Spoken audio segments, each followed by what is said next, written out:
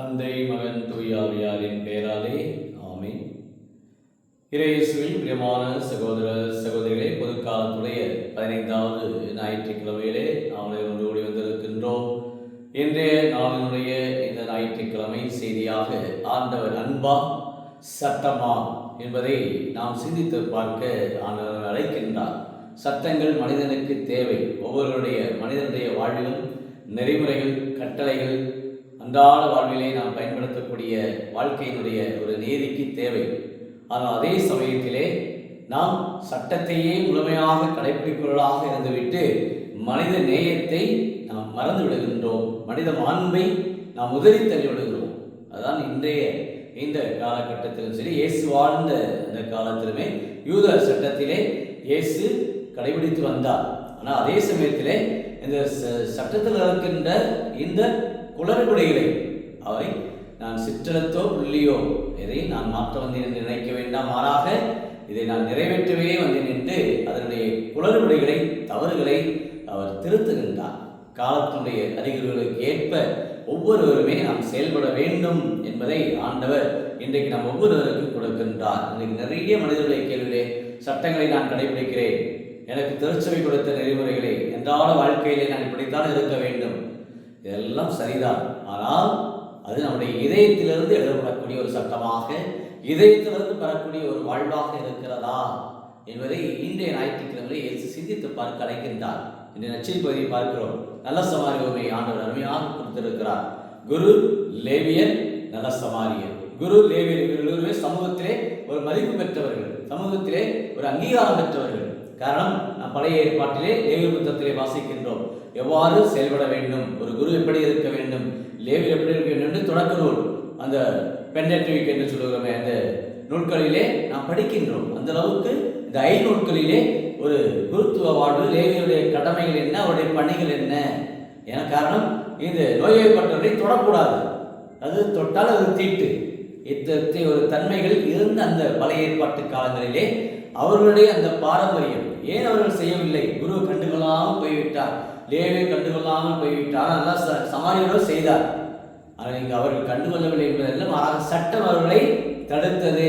நீங்கள் செய்யக்கூடாது என்ற ஒரு நெறிமுறை அதை நான் பார்க்கிறோம். ஒரு மூலையிலிருந்து செயல்படுகின்றார்கள். ஆனால் இந்த நல்ல சமாரியரை பார்க்கிறோம், சட்டங்களை எல்லாம் கடந்து நிற்கின்றார், சட்டங்களை தாண்டி நிற்கின்றார், இதயத்திலிருந்து செயல்படுகின்றார். இதைத்தான் நாம் நிறைய மனிதனுடைய உள்ளத்திலே பார்க்கிறோம். குடும்பத்திலே ஒரு பாதிப்பு ஏற்படுகிற பொழுது, ஒரு நோய்வாய்ப்படுகிற பொழுது, ஒரு நோய்வாய்ப்பட்ட மனிதர் நம்மிடத்தில் வந்து கேட்கிற பொழுது, ஏன் உன்னால் முடியாதா, ஏன் உனக்கு இதெல்லாம் தெரியாதா என்று அறிவுபூர்வமான கேள்விகளை இன்றைக்கு நாம் விதைத்து விடுகின்றோம். நிறைய பேரை காயப்படுத்தி விடுகிறோம்.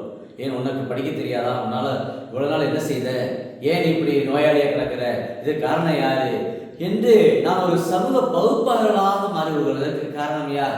நீ ஏன் இப்படி இருக்கின்றாய், எத்தனை ஆண்டு காலமாக இப்படி இருக்கிறாய், ஏன் இப்படி கிடக்கிறாய், இதற்கெல்லாம் காரணம் யார்? இந்த சமூகம் தான் காரணம், சமூகம் பார்த்துக் கொள்ளும் என்று இன்றைக்கு கண்ணும் காணாமல் கேட்டும் கேட்காமல் விலகி செல்லக்கூடிய அநேக பேர், மனச்சாட்சியை இன்றைக்கு விட்டு செயல்படுகிற நிறைய பேர், சட்டம் சொல்கிறதெல்லாம் இன்றைக்கு தவிடுபடியாக்கி விடுகிறார்கள், சட்டத்தின்படி வாழ்வதற்கு தயங்கிருந்தார்கள்.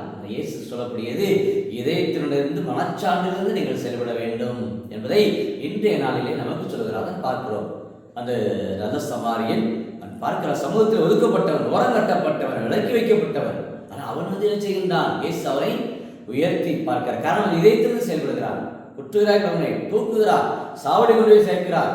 என்ன வேண்டாம் செய்யுங்கள், மீண்டும் நான் வந்து கொடுப்பேன் என்று அந்த தாராள உள்ளத்தை பார்க்கிறார்கள். எவ்வளவு ஆனாலும் செலவழிங்கள், மீண்டும் வந்து கொடுப்பேன் என்று சொல்கிறார். தான் பாருங்கள், இயேசுடைய அந்த விண்ணக வாழ்வுக்கு நம்ம எல்லாரையும் ஆண்டவர் அழைக்கிறார். இதயத்திலிருந்து நீங்கள் செயல்படுங்கள் என்று சொல்கிறார். அந்த குற்றுயிராக கிடக்கிறவனுக்கு, அடிபட்டவனுக்கு, காயப்பட்டவனுக்கு இன்னைக்கு அயலான் யார்? இன்றைக்கு எல்லாரும் காயப்பட்டவர்கள் தான். அது துறவரமாக இருந்தாலும் சரிதான், அது இல்லறமாக இருந்தாலும் எல்லாருமே ஏதோ காயப்பட்டிருக்கிறோம். ஆனால் இந்த காயப்பட்டவர்களுக்கு யார் அயலான்? நீயும் சரியில்லை, நீயும் பாதிக்கப்பட்ட, நானும் பாதிக்கப்பட்டேன் என்று அப்படியே கண்டு காணாமல் போவதா? அப்படி அல்ல. பார்க்க இதயத்திலிருந்து செயல்படுகிறார் நல்ல சமாரியன். முன் வருகின்றான், எதை கண்டு அவன் கலங்கவில்லை. இவனுக்கு இதை செய்யறமே, எனக்கு எனக்கு என்ன கிடைக்கும், இவனை செய்தா இவன் திருப்பி கொடுப்பானா, அதெல்லாம் அல்ல. அதான் இயேசுடைய பார்வையிலே நாங்கள் பயனற்ற ஊழியர்கள், எங்கள் கடமையைத்தான் செய்தோம். இதுதான் இயேசுடைய அன்பின் சட்டம், இதயத்திலிருந்து வரக்கூடிய ஒரு சட்டம். பழைய ஏற்பாட்டில் பார்க்கிற லேவிய புத்தகத்திலே 21ஆம் அதிகாரத்தில் வசிக்கின்றோம். இறந்த பிணத்தை தொடக்கூடாது, எல்லாம் சட்டங்கள். ஆனால் இயேசு செய்கின்றார், எல்லாம் நோய்வாய்ப்பட்டவர்களை இறந்தவர்களை இயேசு தொடுகின்றார், தொட்டு சுகப்படுத்துகின்றார், குணமளிக்கின்றார். சட்டத்தை தாண்டி மனித நேயத்துக்கு செல்கின்றார், மனித மாண்பை கட்டி காக்கிறார். அப்ப இன்னைக்கு நம்முடைய வாழ்விலே எது பெருசு? சட்டமா, அன்பா? ஒவ்வொரு நாளும் எனக்கு கொடுக்கக்கூடிய நெறிமுறைகள், எனக்கு இருக்கக்கூடிய வாழ்க்கை முறைகள், நான் ஜெபிக்கின்றேன், எனக்கு ஆலயம் போதும், அப்படி அல்ல. இவையெல்லாம் நான் கடந்து நிற்க வேண்டும். இன்னைக்கு மனித வாழ்வுக்கு எது தேவை?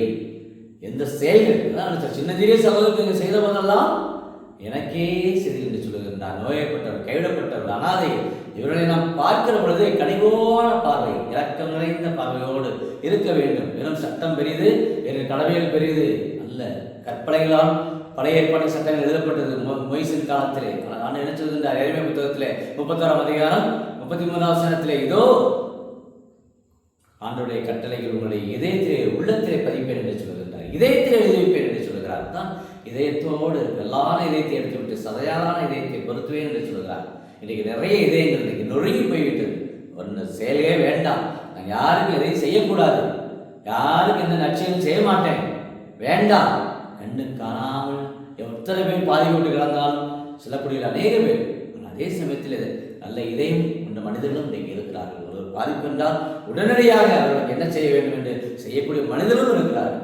ஆனால் இயேசு சொல்லக்கூடிய அந்த வாழ்வு இதயத்திலிருந்து வரக்கூடிய ஒரு அன்பாக, சட்டமாக நம்முடைய வாழ்விலே நாம் கொண்டு இறை அன்போடு விண்ணகத்தை நோக்கி பயணிப்பதற்கு நம் அனைவரையுமே அன்பின் சட்டத்திலே, அன்பின் இரக்கத்திற்குள்ளே நம்ம எல்லாரையுமே இந்த ஜூலை மாதத்திலே ஆண்டவர் அன்போடு அழைக்கின்றார். புதுக்காலத்துடைய இந்த 15ஆம் ஞாயிற்றுக்கிழமையிலே நாம் அந்த நல்ல சமரியன் போல அந்த இதயம் நிறைந்த அந்த ஒரு கனிவோடும் பாசத்தோடும் குற்றுயிரோடு கிடக்கிறார் என்று அந்த ஒரு இறக்கப்பான பார்வையோடு நம்முடைய அன்றாட வாழ்க்கை, நம்முடைய குடும்பத்திலே கணவராக இருக்கலாம், மனைவியாக இருக்கலாம், பிள்ளைகளாக இருக்கலாம், ஏதோ வகையிலே காயப்பட்டவர்கள் எல்லாருமே உடல் அளவில் இருக்கலாம், சிலர் மனதளவிலே காயமாக இருக்கலாம். ஆனால் மனச்சானுடைய குரலுக்கு செவிமடுக்கக்கூடியவர்களாக நாம் வாழக்கூடிய மக்களாக, எவ்வளவுதான் இன்றைக்கு தவறுகளை மறைத்தாலும், குற்றங்களை சட்டத்திலே மறைத்தாலும், ஓட்டைகளை இதை தாண்டி சென்றாலும், நான் தவறு செய்துவிட்டேன், குற்றம் செய்துவிட்டேன் அந்த மனச்சானுடைய குரல் ஒவ்வொருவருக்கும் என்னை ஒழித்துக் கொண்டே இருக்கிறது.